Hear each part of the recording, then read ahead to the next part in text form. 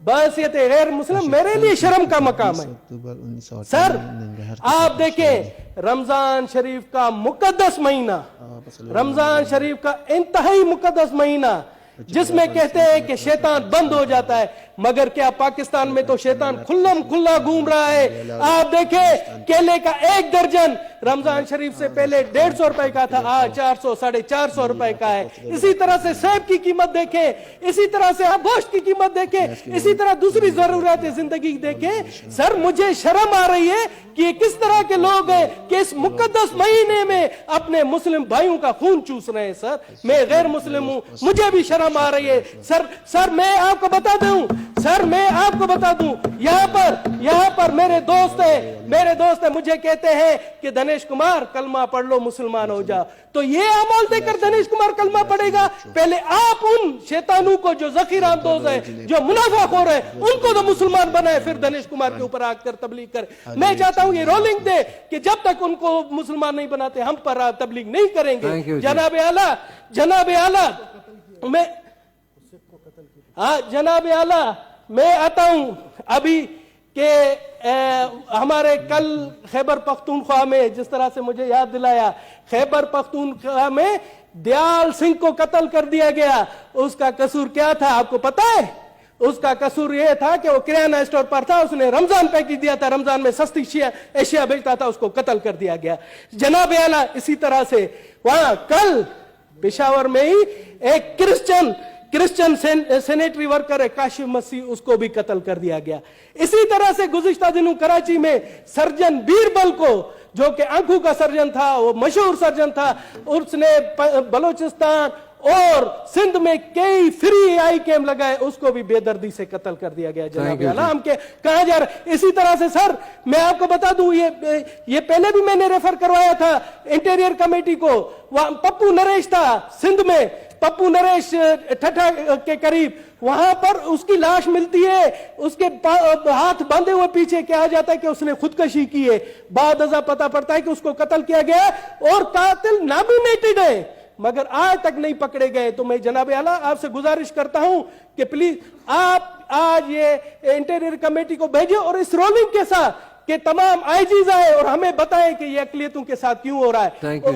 اور میں بتا دوں جو ہمارے دشمن عناصر ہے، جو دشمن ممالک ہیں، وہ اس طرح کی اگر منظوم حرکتیں ہمارے یہاں لوکل جو ان کے ایجنٹ ہیں ان کے تھرو کروانا چاہ رہے ہیں، تو ان کو میرا کھلا پیغام ہے کہ پاکستان ہماری ماں ہے، دھرتی ہماری ماں ہے. ہم ان اوچھے ہتھ کنڈوں سے پاکستان کی اقلیت نہیں ڈرے گی، اپنے ملک کی تعمیر اور ترقی کے لیے ہمیشہ رہے گی، آگے رہے گی.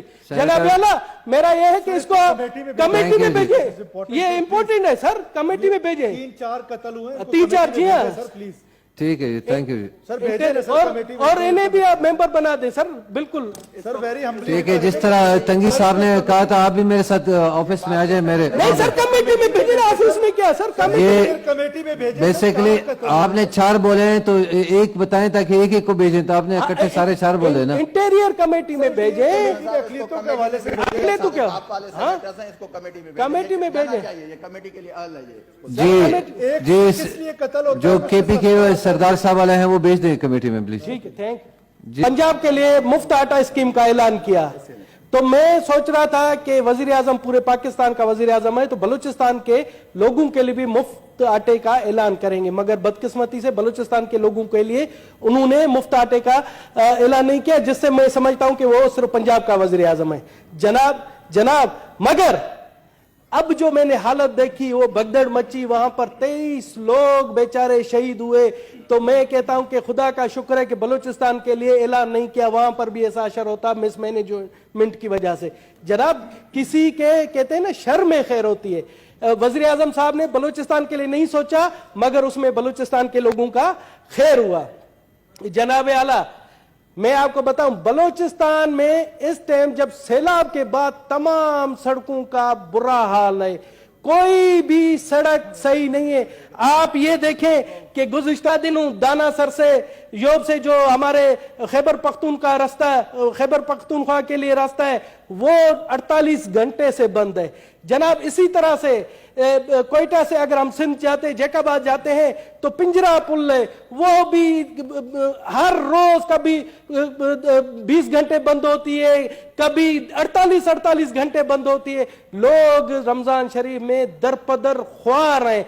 इसी तरह से कराची को जो बलूचिस्तान से जो हब पुल है वो भी ट्रैफिक की वजह से बंद ही होती है क्योंकि वो भी टूटी हुई है। इसी तरह से फोर्ट मंडू जो डीजी खान से मिलती है वो भी बर्बाद हालत है। मैं तो हैरान हूं कि बलूचिस्तान का कसूर क्या है कि वहां पर एक सैलाब आया और हुकूमत यहाँ पर हमारे पीटीआई के दोस्त, यहाँ पर हमारे पीडीएम के दोस्त एक दूसरे की टांगे खींचने में मसरूफ है और जो लोगों के बुनियादी मसाइल है उन पर तवज्जो नहीं दी जा रही। मुझे तो लगता है पीडीएम में पीटीआई की रूह घुस गई है। पीडीएम में भी पीटीआई के लोग बैठे हुए जो पीटीआई को खुद मकबूल कर रहे हैं ऐसी हरकतों से। जनाब आला, थैंक यू जी। जी जनाब आला, कच्ची कैनाल भी बंद है। मैं अब आता हूं एक जो एक मसला है जो